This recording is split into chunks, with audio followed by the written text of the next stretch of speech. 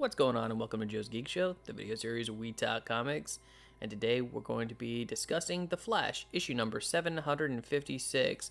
But before we get started, I just want to remind you to go ahead and like this video, share it with some friends, subscribe if you're not subscribed already, and ring that notification bell so you never miss a video. And with that, The Reverse Flash Family, Part 1.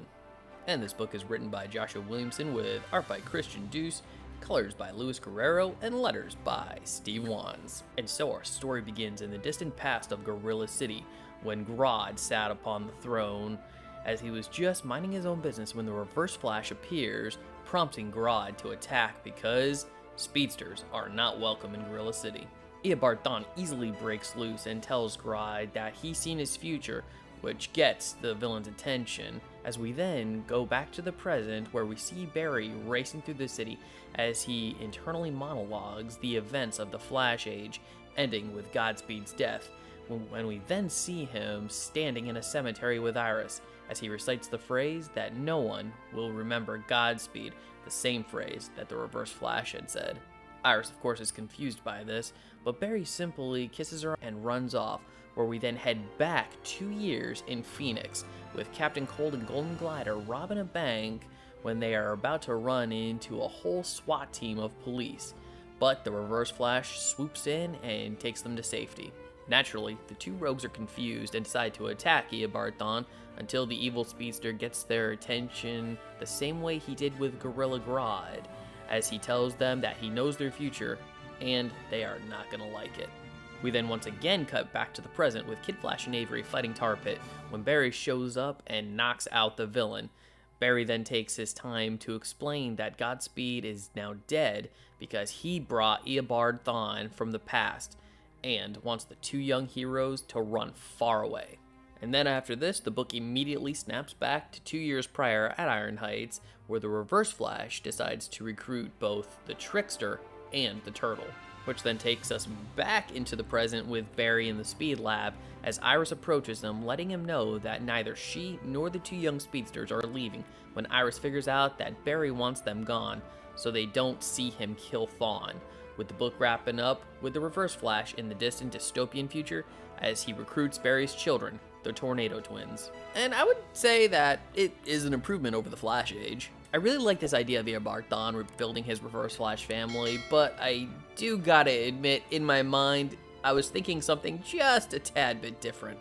Because I thought this was gonna be something like the Speedster's Greatest Hits, where he was just gonna go recruit a bunch of evil speedsters. Because from Joshua Williamson's run, we now know essentially that Eobard Thawne had a bit of a hand in the creation of Zoom. He was the one that killed August, his brother, which prompted August to become Godspeed. And I thought through that we might get some other characters like the return of Mina, maybe Savitar, possibly go into the future and get Inertia, maybe head to different Earths in the multiverse, grabbing Johnny Quick from the Crime Syndicate, as well as maybe even reaching into the New 52 universe to get Future Flash. But I guess I can kind of see what Joshua Williamson wants to do. He wants to start tying in some of the other stories together, like with the Turtle being in the Flash Year 1 storyline. At the time Trickster took over Central City, he grabbed Captain Cold and Golden Glider, because the Rogues have been a big part of this series. And of course, Gorilla Grodd, because he was involved in the Perfect Storm storyline. I mean, at least he got the Tornado Twins. But I guess that's something that happens when you say the Reverse Flash family. You've got expectations versus reality. But if anything was really gonna hurt this story, it would definitely be the pacing. Because every 2 to 3 pages, the book keeps jumping back between Eobard and Barry. And when you tell the story in this way, it makes me have to constantly reshift my focus and reset myself. So I'm like, okay, we're with Barry, turn a couple pages. Oh, wait, now we're with Eobard. Which I do understand the concept behind it, with seeing Eobard trying to recruit more people while Barry's pushing his loved ones away. But I think personally what may have worked out a little bit better is getting the majority of Eobard's story, then we see Barry do his stuff, and then maybe ending the story with Eobard heading to the future and grabbing their Tornado Twins. And I do want to mention also that I did find Barry a little bit frustrating in this book. Because if there's one thing that's been consistent throughout Joshua Williamson's run, is that Barry has rarely grown as a character. He often has to learn the same lessons, make the same mistakes over and over again. And so for the most part, I was fine with him up until the part where Barry's talking to Kid Flash and Avery, and he's telling them the story about how he brought Eobard Thawne from the past to help him deal with Paradox because he thought that he could control him. Whatever gave Barry Allen the idea that he could control Eobard Thawne? The guy's done so many horrible things, it just doesn't make sense for the character. And then towards the back of the book, there's the small little bit where Iris tells everybody that the reason Barry wants you gone is so you don't see him kill the Reverse Flash. Which again makes me think about the last story that we were just in, where Barry was begging Eobard, don't kill Chris, the guy who's going to become Paradox. There's a different way. We don't have to kill. And again, after all of the things that the Reverse Flash has done to Barry, killing Godspeed was the last straw. And I'm not saying we can't get to that conclusion where Barry would want to kill Eobard Thawne. I mean, granted, he's done it before, pre-Crisis, but he's done it. It's just in the current spectrum of the story, I just don't see how we got here. If Eobard had killed Iris, I could see that being a motivator, because Eobard's done that too. And I think what also lend itself to sort of a history repeating itself moment. That no matter the year, no matter the timeline, no matter the multiverse, this could be an event that just repeats itself. And over the course of Joshua Williamson's run, that has been one of my biggest points of contention, is that I actually really love the concepts and ideas that are being presented.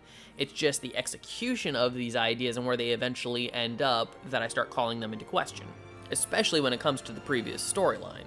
And pushing my own expectations and bias to the side for a second, I still really do like the setup that's being presented in this book, with the Flash's Rogues Gallery essentially banding together for one final strike against the Flash. I did like seeing Reverse Flash go and collect all these different villains and using his knowledge of the future to be able to sway them to his side. This entire concept is just dripping with potential, and of course, the added personal touch of Eobard going and trying to use Barry and Iris's children against them.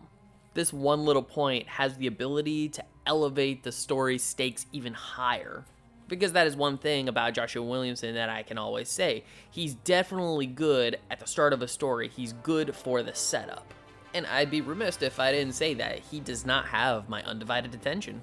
So to summarize everything, as a standalone issue, I do think, yeah, there could have been some improvements in terms of the pacing and the way the story was delivered. But as a setup issue, it is intriguing just enough.